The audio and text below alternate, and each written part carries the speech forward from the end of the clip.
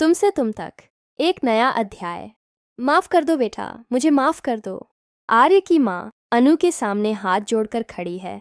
उनकी आंखों में पश्चाताप के आंसू हैं। अनु उनकी तरफ देखती है। उसके दिल में सालों का दर्द और गुस्सा एक साथ उमड़ रहा है। आप क्यों माफी मांग रही हैं आंटी? आपने तो कुछ गलत नहीं किया। अनु की आवाज में दर्द है। गलत किया है अनु, बहुत बड़ी गलती की है। मैंने तुम्हारी और आर्य की खुशियों के बीच में दीवार खड़ी कर दी थी। मुझे लगा था कि तुम दोनों कभी एक नहीं हो सकते, पर आज मुझे एहसास हुआ कि तुम ही वह इंसान हो जो मेरे बेटे को पूरा कर सकती हो।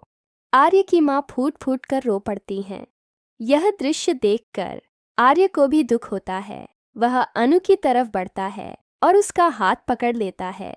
अचानक आसमान में काले बादल छा जाते हैं और हवा तेज चलने लगती है। तूफान आने के संकेत मिल रहे हैं। आर्य अनु से कहता है, मुझे माफ कर दो अनु, मैं तुमसे शादी नहीं कर सकता। अनु के पैरों तले जमीन खिसक जाती है। उसकी माँ और आर्य की माँ हैरान होकर उसे देखती हैं। क्या कह रहे हो आर्य? तुमने तो कहा था।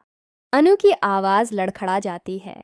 मैंने कहा था, लेकिन मैं तुम्हें वह खुशी नहीं दे सकता जिसकी तुम हकदार हो।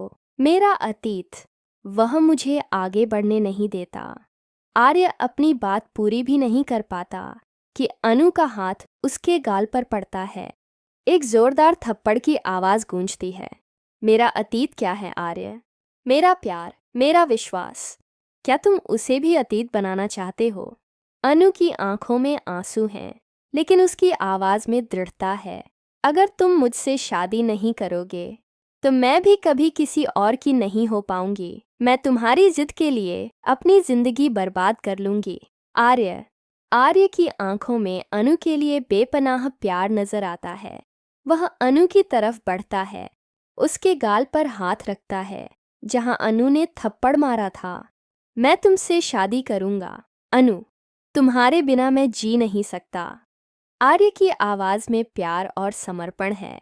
यह सुनते ही अनु मुस्कुराती है। वह आर्य को कसकर गले लगा लेती है। उसी पल तेज बारिश शुरू हो जाती है और हवाएं तूफान में बदल जाती हैं। अनु की माँ और आर्य की माँ एक दूसरे को देखती हैं और मुस्कुराती हैं।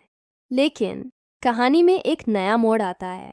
मीरा, जो दूर खड़ी यह सब देख रही थी, गुस्से से आग बबूला हो जाती है।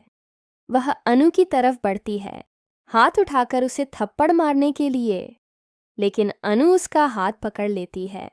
अब मैं अनु नहीं, आर्य की बीवी हूँ। अनु की आवाज़ में एक नया आत्मविश्वास है। मीरा का हाथ पीछे धकेलते हुए अनु कहती है, आइंदा मेरे पति पर या मुझ पर कोई उंगली भी उठाएगा तो मैं उसे मुंह तोड़ जवाब दूंगी। यह मेरी प्रतिज्ञा है।